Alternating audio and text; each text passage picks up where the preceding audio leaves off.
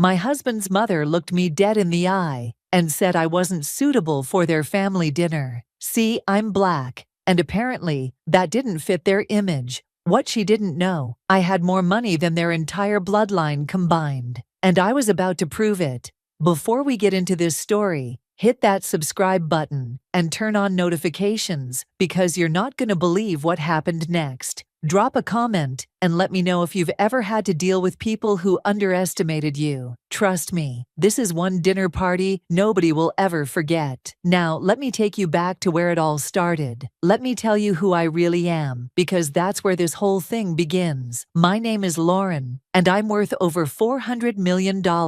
Yeah, you heard that right. 400 million. But looking at me, you'd never know it. I don't wear my wealth like a badge. I don't post it on social media. I don't drive around in cars with my name on the license plate. I built my fortune in silence, and I've kept it that way for 12 years. I started my company, Tech Medic Solutions, in my studio apartment with nothing but a laptop, a dream, and about $3,000 to my name. I created software that helps hospitals manage patient data more efficiently. It's not glamorous. It's not something people talk about at parties, but it's necessary. It's revolutionary, and it makes me richer than I ever imagined possible. I've been featured in Forbes, I've spoken at conferences around the world, and I've built something that actually helps people. But I keep my personal life completely separate from my business life. No interviews about my private world. No reality shows, no unnecessary attention. That's probably why Christopher had no idea who he was really marrying. I met Christopher at an art gallery opening 3 years ago. He was standing in front of a painting, actually studying it, not just pretending to look cultured like half the people in the room. We started talking about the artist's use of color, and before I knew it, we'd spent 2 hours just walking through the gallery together. He was kind. He was genuine. He listened when I spoke. He didn't try to impress me by dropping names or flashing his watch. He was just real. Christopher came from old money, the kind of family that's been wealthy for so long they don't even think about it anymore. His family ran an investment firm that had been around for 3 generations. They had the kind of wealth that came with expectations, traditions, and a very specific way of seeing the world. But Christopher seemed different. He seemed like he'd broken free from all that stuffiness. He worked at the family firm, sure, but he talked about wanting to do more, to make a real difference, to be his own person. We dated for 8 months before he proposed on a quiet beach at sunset. It was simple, romantic, and perfect. We got married in a small ceremony with close friends and family. Well, my close friends and family were warm and welcoming. His family was there, but they were different. Polite, but cold. Present, but distant. I told myself they just needed time to get to know me. Here's the thing about Christopher and money. He never really asked me details about my work. I'd mention a business trip or a meeting, and he'd say, "That's great, honey," and move on to another topic. He knew I owned my own company. He knew I was successful, but I never sat him down and showed him bank statements or talked numbers. Why would I? That's not what love is about. I didn't need him to love me for my money. I needed to know he loved me for me.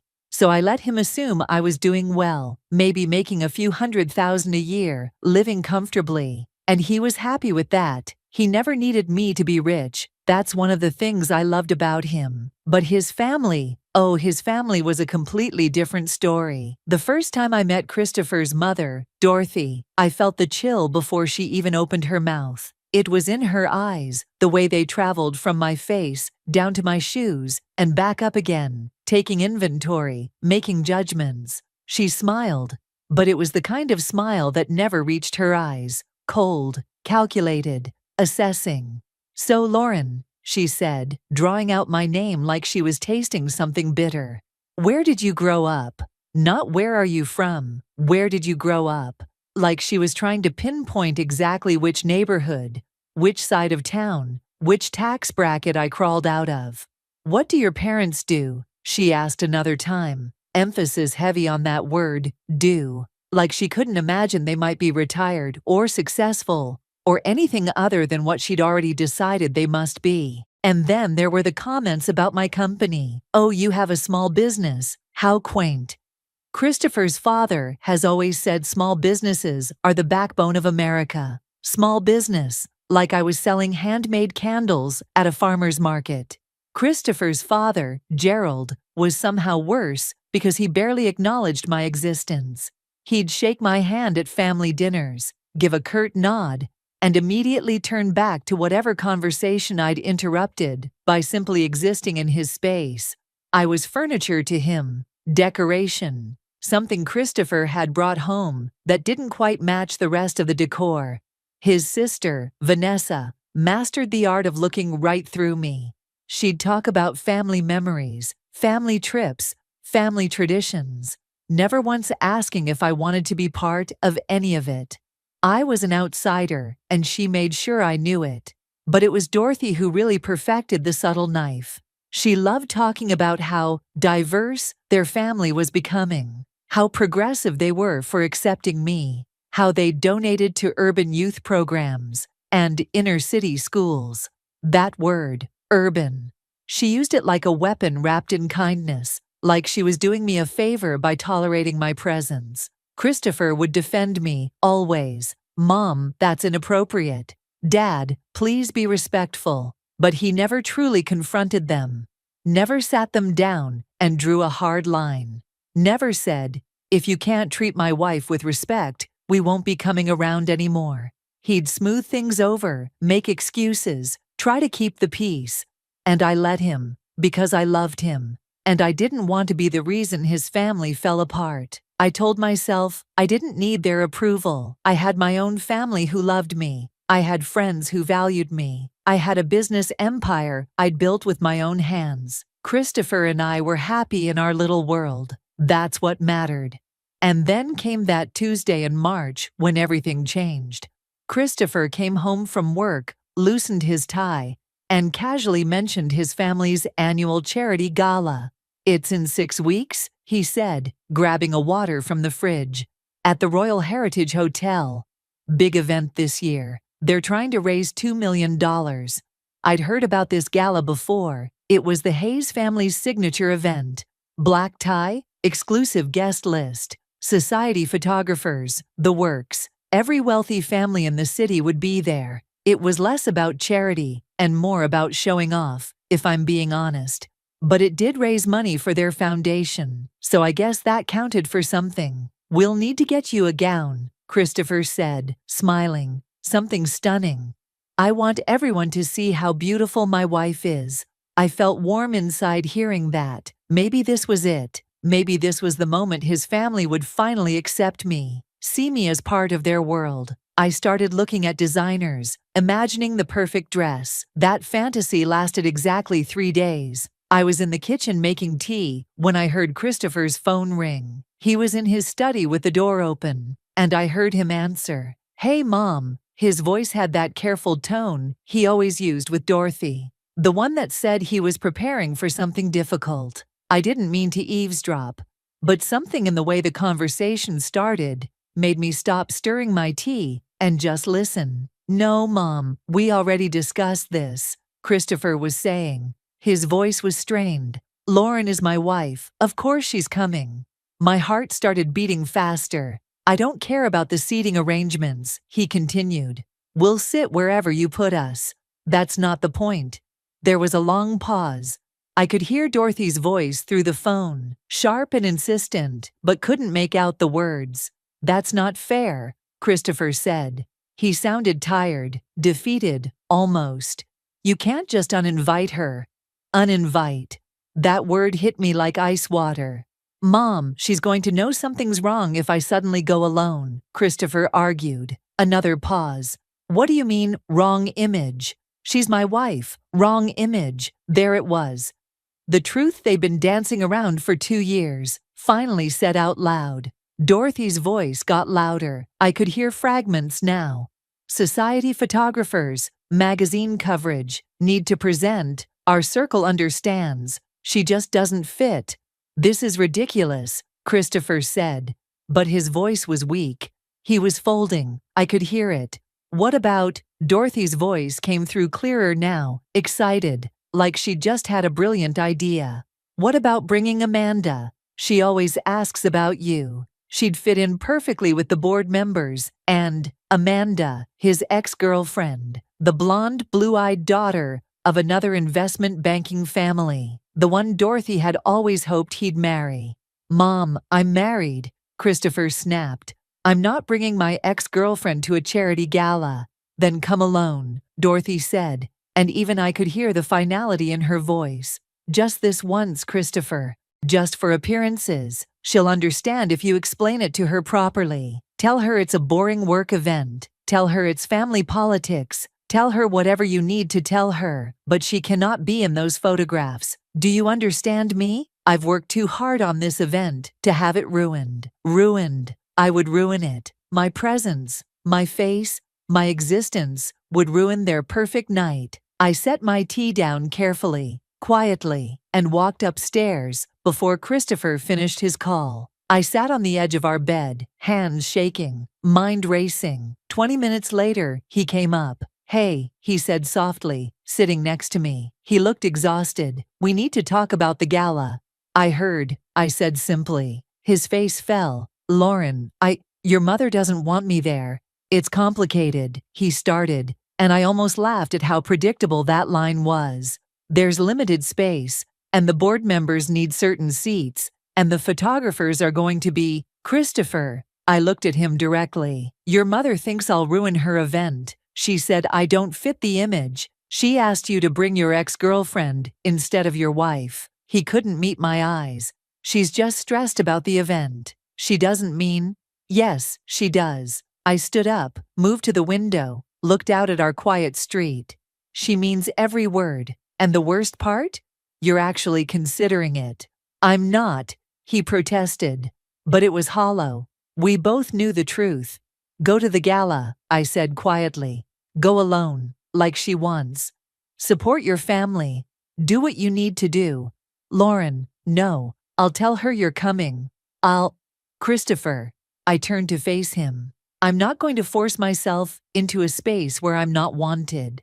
I'm not going to beg your family to treat me like a human being. If you want to go, go. I'm not stopping you. He looked relieved, which hurt more than anything else. Are you sure? Because I'm sure, I said. I'll stay home. I have plenty of work to catch up on anyway. He hugged me, thanked me for understanding, told me he loved me. And after he left the room, I sat back down on the bed and let myself feel it all. The humiliation, the anger, the heartbreak.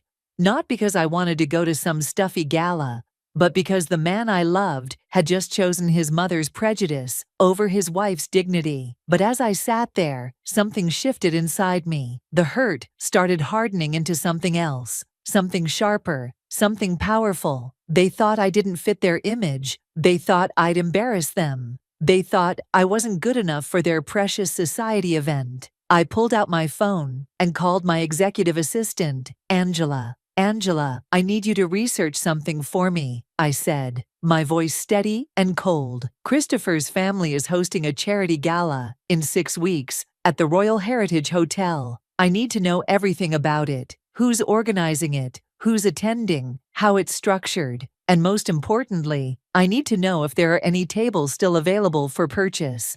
I'm on it, Angela said.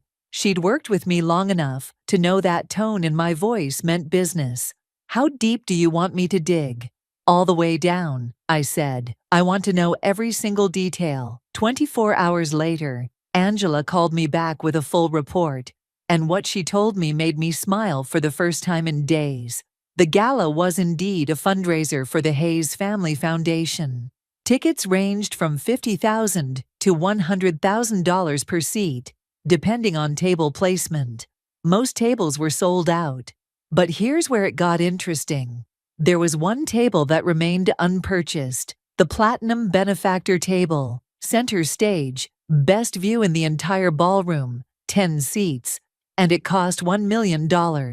$1 million that Dorothy apparently couldn't convince anyone to spend. Even better, Angela had done some digging into the foundation itself. Turns out, only about 30% of the money they raised actually went to charitable causes. The rest went to administrative costs, which really meant funding the Hayes family's lifestyle and social standing. It was barely legitimate, skirting the edge of what was legal for a nonprofit. "Get me the contact information for the foundation's director," I told Angela. "I'm about to make their year." The next morning, I called the foundation using my maiden name, Hayes. That was the name on all my business documents, my company registration, everything professional. Christopher knew my maiden name, obviously, but he'd never connected it to my business empire. Why would he? He'd never looked. "Good morning," I said, when the director answered. "My name is Lauren Hayes, and I'm interested in purchasing the Platinum Benefactor table for your upcoming gala." There was a stunned silence on the other end. The entire table? All 10 seats, I confirmed. "I'm prepared to wire the full amount today." That's $1 million, Ms. Hayes." "I'm aware," I said calmly. "I have 3 conditions, however. First, I want my identity kept anonymous until the night of the event. No advance publicity, no mentions in promotional materials. Second, I want to be seated exactly where that table is positioned, center stage, facing the family's table. And third, I want my donation announced during the speeches." The director was practically hyperventilating with excitement. "Ms. Hayes, we would be honored, absolutely honored. Let me get your information for the wire transfer." 20 minutes later, $1 million left my account. I felt lighter than I had in days. I had 5 weeks to prepare, and I used every single day. I hired the best stylist in the city, a woman who'd dressed celebrities and socialites for years. We designed a custom gown together, deep emerald green, elegant, sophisticated, with a neckline that was just daring enough to make a statement. It cost $50,000. I didn't blink. I went through my jewelry collection and selected the diamond necklace and earring set I'd bought myself when my company first went public, worth about $2 million. I'd only worn them once before, to a private business dinner. They'd been sitting in my safe ever since. I booked appointments for hair and makeup with people who normally had 6-month waiting lists. When you're willing to pay premium rates, waiting lists disappear. Christopher had no idea. He thought I was staying home. He'd see me in sweatpants, working on my laptop, and assumed that's where I'd be the night of the gala. I let him think that. I smiled and kissed him goodbye when he left for work. I asked him what he was wearing to the event, helped him pick out a tie. I played the supportive wife, who understood that sometimes family politics were complicated. Inside, I was counting down the days. The night of the gala finally arrived. Christopher left early to help his family with setup. He kissed me goodbye, told me he'd be home late, and said he wished I could be there. I told him to have a good time. The moment his car pulled out of the driveway, I started getting ready. My stylist and her team arrived at 4 o'clock. They spent 3 hours transforming me. My hair was styled in an elegant updo, with a few soft curls framing my face. My makeup was flawless. Glowing skin, smoky eyes, the perfect red lip, and when I finally stepped into that emerald gown, I barely recognized myself. I looked powerful, I looked wealthy, I looked like I could buy and sell everyone in that ballroom. Because I could. I put on my diamonds last. The necklace alone made a statement that no words could match. I looked at myself in the mirror one final time. This wasn't about revenge. This was about respect. This was about showing people that their assumptions about who I was didn't change the truth of who I'd always been. My driver arrived at 7:30. I'd hired a Rolls-Royce and a professional chauffeur for the evening. If I was going to make an entrance, I was going to do it right. The Royal Heritage Hotel was lit up like a palace when we arrived. There were photographers everywhere, red carpet, the whole production. I took a deep breath as my driver opened my door. The moment my foot touched that red carpet, cameras started flashing. People turned to look. I heard whispers. "Who is that? Is she someone famous? I don't recognize her." I walked through the crowd, with my head high, my shoulders back, my face calm. Security checked my name at the door, and I watched the man's eyes go wide when he found me on the list. He immediately called for the event coordinator, a nervous-looking man in his 50s, who practically ran over to me. "Ms. Hayes," he said, slightly breathless, "it's such an honor. Please, let me escort you to your table." We walked through the ballroom, and it was like Moses parting the Red Sea. People stopped their conversations to watch me pass. I could feel their eyes on me, could hear the whispers growing louder. The coordinator led me right to the center of the room, to the most prominent table in the entire space, positioned perfectly to face the Hayes family table, which was only about 20 feet away. And that's when I saw them. Christopher saw me first. His champagne glass stopped halfway to his mouth. His eyes went wide. His face went through about 5 different emotions in 3 seconds: confusion, recognition, shock, awe, and something that might have been pride. Then Dorothy looked up to see what her son was staring at. I watched her face drain of all color. Her champagne glass froze in midair, trembling slightly in her hand. Gerald dropped his fork. It clattered against his plate so loudly that people at nearby tables turned to look. Vanessa's jaw literally fell open. She looked like a cartoon character. I sat down at my table, smoothed my gown, and smiled directly at them. A small smile. A knowing smile. A smile that said, "Yes, it's me." Surprise. Dorothy recovered first. Of course she did. She stood up so abruptly, her chair scraped against the floor. She started walking toward my table, her face a mask of barely controlled fury. I watched her approach, calm as still water.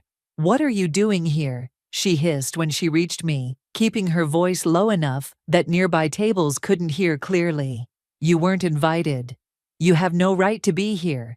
I took a sip of the champagne that had been poured at my seat. "Actually, Dorothy, I bought a table. This table, specifically. The Platinum Benefactor table. I believe it's the best table in the room." Her face went from white to red. "That's impossible. Do you have any idea how much that costs?" "You couldn't possibly." $1 million, I said calmly, meeting her eyes. "I wired the money 5 weeks ago." She laughed, actually laughed, like this was the most ridiculous thing she'd ever heard. "You're lying. You don't have that kind of money. You can't possibly." The event coordinator appeared at her elbow, looking uncomfortable. "Mrs. Hayes, is everything all right?" "No, everything is not all right." Dorothy snapped at him. "This woman is claiming she purchased this table, which is clearly some kind of mistake or fraud." "No mistake, ma'am," the coordinator said quickly, nervously. "Ms. Lauren Hayes purchased this table 5 weeks ago, paid in full. She's our platinum benefactor for this evening." Dorothy's mouth opened and closed like a fish. But that's... Is there a problem?" I asked sweetly. She couldn't answer. She couldn't make a scene, not with all these people watching, not with society photographers roaming around. She just stood there, trembling with rage and shock, before turning on her heel and walking stiffly back to her table. I watched her lean down and whisper something harsh to Gerald, who looked over at me with an expression I couldn't quite read. Christopher stood up and started walking toward me. I could see him trying to process what was happening, trying to understand. He sat down in the chair next to mine without asking. "Lauren," he said quietly. What's going on?" "I decided to come after all," I said simply. "Bought myself a seat." "$1 million seat," he said, still looking dazed. "Lauren, where did you—" "Shh," I said, touching his hand gently. "They're about to start the speeches."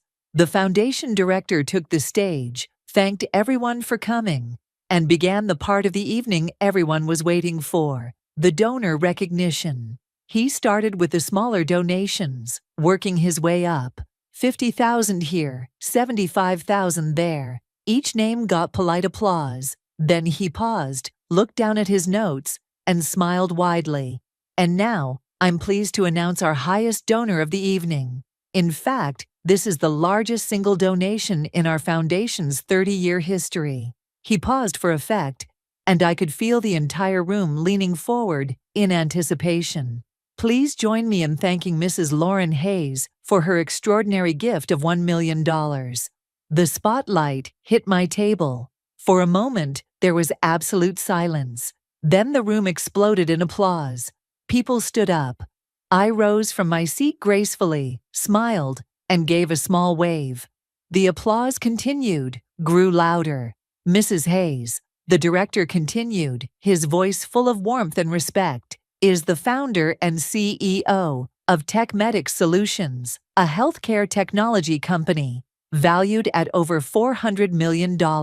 Her innovations have revolutionized patient care systems in hospitals across the country. We are deeply honored by her generosity tonight." I could see the moment recognition rippled through the crowd. TechMedics Solutions. People knew that name. Business leaders, tech investors, healthcare executives. They knew my company. They knew my reputation. I watched faces change as they realized who I was.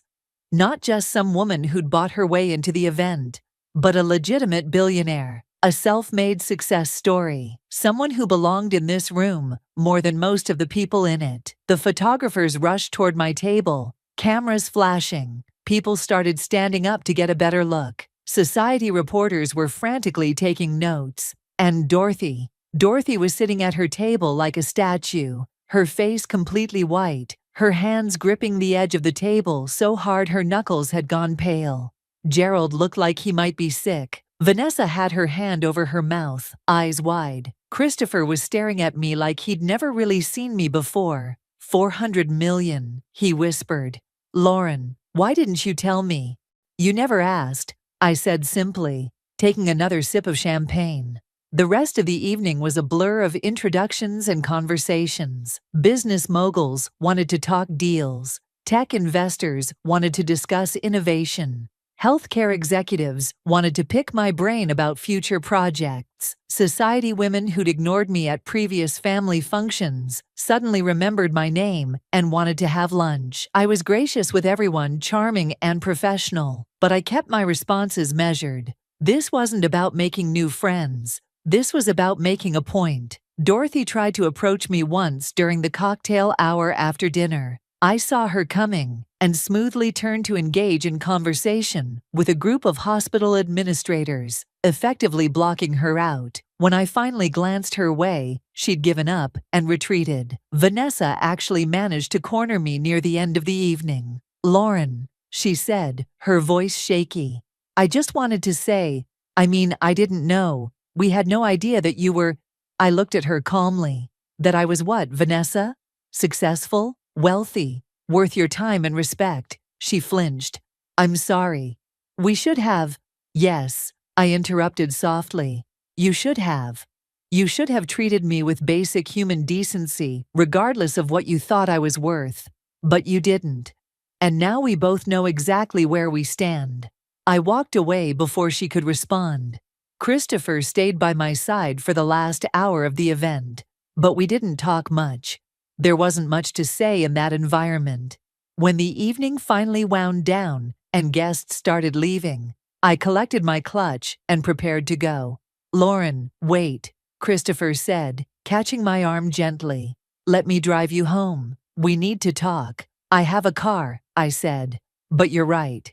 We do need to talk. I'll see you at home." I left him standing there in that ballroom, surrounded by his family and their society friends, all of them looking at me with new eyes that finally saw me, not because I'd changed, but because they'd finally been forced to look. My driver took me home, and I sat in the back of that Rolls-Royce, feeling strangely empty. I'd done what I set out to do. I'd proven my worth in the language they understood. Money, status, power. I'd shown Dorothy that her assumptions about me were wrong. I'd shown Christopher who I really was. I'd made them all see me, but I hadn't done it for them. Not really. I'd done it for myself, because I was tired of being invisible, tired of being dismissed, tired of being treated like I was less than, when I'd worked so hard to build something extraordinary. Christopher came home 3 hours later, I was sitting in our living room, still in my gown, makeup still perfect, waiting. He sat down across from me, and for a long moment, we just looked at each other. "Why didn't you tell me?" he finally asked. His voice wasn't angry, just sad, lost. "I wanted you to love me for me," I said. "Not for what I had. Not for what I could give you, just for me." "I did. I do," he insisted. "Lauren, I love you. The money doesn't matter." "You're right," I said. "It doesn't matter. But respect does. And your family has never respected me. And tonight, when your mother said I couldn't come, when she said I'd ruin her event, when she suggested you bring your ex-girlfriend instead of your wife, you didn't fight hard enough." He looked down at his hands. "I know. I'm sorry. I should have stood up to her. I should have protected you better." "Yes," I agreed. "You should have. Christopher, I don't need your family to accept me, but I need you to choose me, really choose me, not just in the easy moments, but in the hard ones too." "I'm choosing you now," he said, looking up at me with tears in his eyes. "I swear, Lauren, I'm done letting my family treat you like this. We can cut contact if we need to. Whatever it takes, I'm choosing you." I wanted to believe him, and maybe with time, I would. "Tomorrow," I said slowly, "I'm donating another $5 million to real charities. Organizations that actually help people, not just fund wealthy families' social calendars. I'm doing it in my name, supporting causes that matter to me." Christopher nodded. "That's good. That's right. And I need you to understand something," I continued. "Tonight wasn't about revenge. It wasn't about showing off. It was about refusing to be erased. Your mother wanted to hide me away, like I was something shameful, like my presence would embarrass her. I needed her to see that the only embarrassing thing was her own prejudice. She saw it," Christopher said quietly. "Everyone saw it." We sat in silence for a while after that, both of us processing everything that had happened. Our marriage had changed tonight. Maybe for the better, maybe not. Time would tell. But one thing was certain. I would never again let anyone make me feel like I didn't belong. Not because of my skin color, not because of their assumptions, not because of their narrow view of what success should look like. I built an empire from nothing. I earned every dollar through intelligence, hard work, and determination. I was brilliant, successful, and powerful long before I walked into that ballroom tonight. The only thing that changed was that they finally had to see it. So that's my story. The story of how I went from being the wife who wasn't good enough for the family dinner to the woman who bought the best seat in the house. But here's what I learned through all of this. My worth was never actually on trial. I was always enough, always valuable, always deserving of respect. The only thing that changed was that I stopped waiting for permission to take up space. If this story resonated with you, if you've ever been underestimated or dismissed, or told you weren't good enough, smash that like button. Subscribe for more stories about standing up and speaking out. And comment below. Tell me about a time when you proved someone wrong, when you showed them who you really were. I want to hear your stories. Remember this, your value isn't determined by people who refuse to see it. You don't need to prove yourself to anyone who's already decided not to respect you. But sometimes, just sometimes, it feels really good to show them exactly what they missed out on. Stay strong, stay proud, and never let anyone dim your light. You're worth more than their limited imagination could ever understand. Oh, and Dorothy. She never spoke to me again after that night. And honestly, that was the best gift she ever gave me.